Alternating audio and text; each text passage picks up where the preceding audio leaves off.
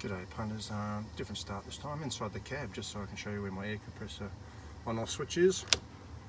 ARB, I'm already aired up. Finished the pneumatics on the air tank and air horns. Now if the compressor are on, we've got the airbag man gauges up. Toggle switches to them here. Up will take the pressure up, I'll just pick up a couple of pounds. So just pulling air out of the air tank at the moment, take it up to about 7 or so. Got an isolator switch for the airbags right here. So what that does is that isolates the airbags from the air compressor. Why to stick it in there? Just so I've got a separate air system for the airbags as opposed to the air tank. So what's changed? The diagram I put in the other day is basically the same. I put that isolator switch in, got the feed line here from the compressor across to the air tank up there, mounted the air tank up horizontally. I'll talk a little bit more about that later. I've got an outlet pipe from the airbag, and you can see that there. That goes down to a bulkhead fitting down here where there's a Y piece just down there, and the other side of that Y piece goes out to the back through the bulkhead, and the other end goes out to the back bulkhead to the air horns. Now why have I mounted it horizontally, the air tank that is? I did have that little water separator and just wasn't convinced that it was going to take 130 pounds. I spoke to the airbag men and asked them if they'd had any reports of airbags filling up with water, and they said no.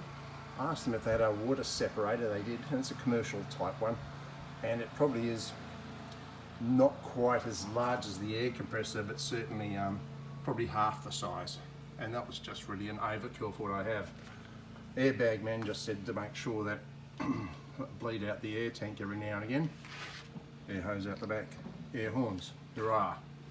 ARB say that if it's mounted horizontally, they say preferably not, but if it is mounted horizontally every now and again, take it off and empty the water out. Now that's out.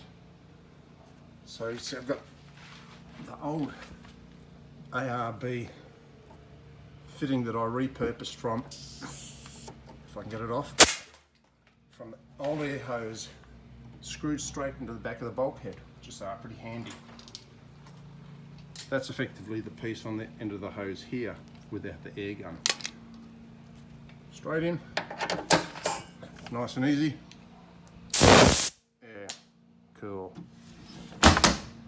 Air horns. Let's have a look what I've done under here.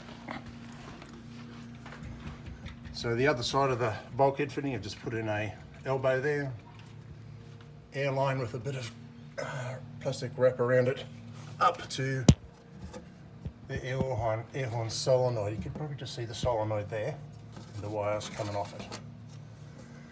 I do have a little leak coming out of the diaphragm up here of air, so that tells me that the solenoid isn't completely airtight, but it's just so slow it's not worth worrying about.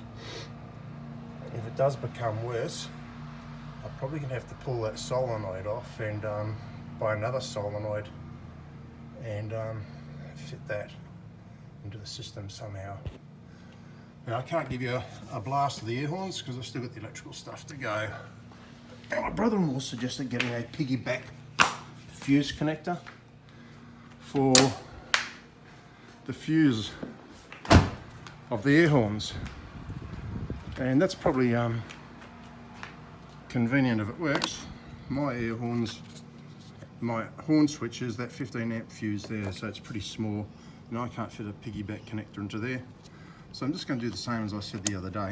I'm going to pick up this loom at the front here, which goes to the horns. Should be 2 wires in there, 1 to each horn. Splice into it. I'm going to run it up, that wire up through into the cab, connect it to a little toggle switch on off. It's got an LED light on it, don't know whether I'll connect that up yet or not.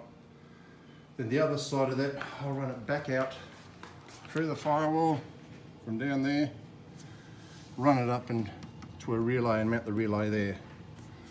I can pick up power from the auxiliary power point here, and I'll run that to the relay, and the other side of the relay I run back down to the solenoid on the air horns, and obviously I'll need to run an earth from the solenoid to earth as well. And the other side, sorry, that's the relay. And on the air horns on the solenoid, the other side of the solenoid to earth, so that I can isolate the air horns from the vehicle electric horns by the operation of that toggle switch. Or if I want the air horns to operate at the same time, just make sure it's active and the solenoid kicks over and provides power to that solenoid down the back and squeezes some air out from the air tank. Not much else to report. I'm still waiting for a few bits to turn up. Dyneema rope and a new fair lead tube for the winch. Once that arrives, I'll be able to finish off that and do a video. And I've got to get a solenoid for the air horns. I've got some wire here, some red, some yellow, and a little bit of black that I need. I've got some other black over here as well. That's my breakdown kit, by the way, an ARB recovery bag full of tools and stuff. That's it on this video anyhow. I'll catch you all later, eh? Hooroo.